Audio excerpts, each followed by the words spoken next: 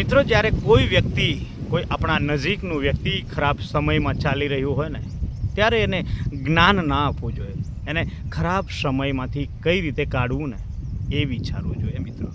પણ આ દુનિયાના લોકો એવા છે કે જે વ્યક્તિ કદાચ કોઈ પાછળ પડી ગયું છે ને, એનો હાથ ખેંચવાની જગ્યાએ એને ધક્કો મારવાનું પસંદ કરે છે. ક્યારેક દોસ્તો કોઈ ડૂબી રહ્યું હોય ને, ત્યારે એને કાઢવું જોઈએ. પણ એને એવું ના પૂછવું જોઈએ કે યાર કેમ કૂદ્યો, શું થયું, તને કૂદવાની જરૂર શું પડી, એવું કહો. એના કરતાં એને બહાર કાઢો પહેલાં. એટલે મિત્રો, મેઇન વસ્તુ સમજવા જેવી એ છે કે જો તમારા પાસે ટેલેન્ટ ઘણું બધું હોય, તમે ઘણું બધું જ્ઞાન જાણતા હોય ને, પણ જો કદાચ તમારો ખરાબ સમય આવી ગયો ને, તો લોકો તમને પૂછશે પણ નહીં.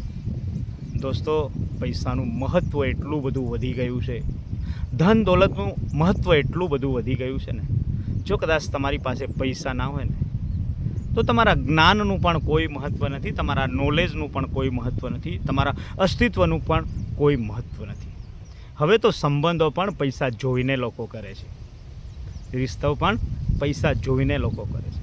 તમને બોલે છે ને મિત્રો, એ પણ પૈસા જોઈને બોલે છે ને.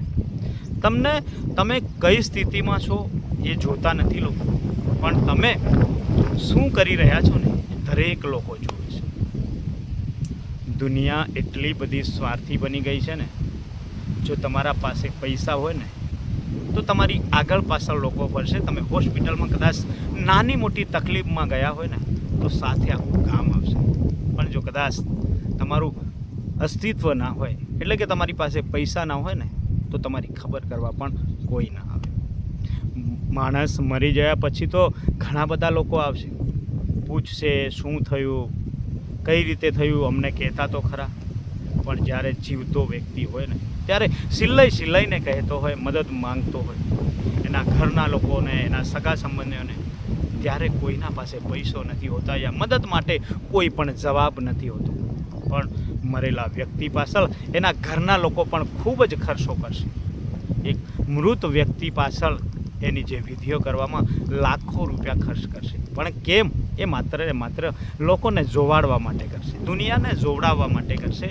બાકી જો ખરેખર જો કોઈના પ્રત્યે તમને પ્રેમ હોય ને, કોઈના પ્રત્યે તમને લાગણી હોય ને મિત્રો, તો એ જીવતે જીવ કોઈ વ્યક્તિની હેલ્પ કરી દેજો. કોઈ વ્યક્તિ તકલીફમાં હોય ને, તો એને સહારો આપી દેજો. કોઈ ભૂખ્યાને ભોજન આપી દેજો, કોઈ તકલીફવાળાને હેલ્પ કરી દેજો દોસ્તો.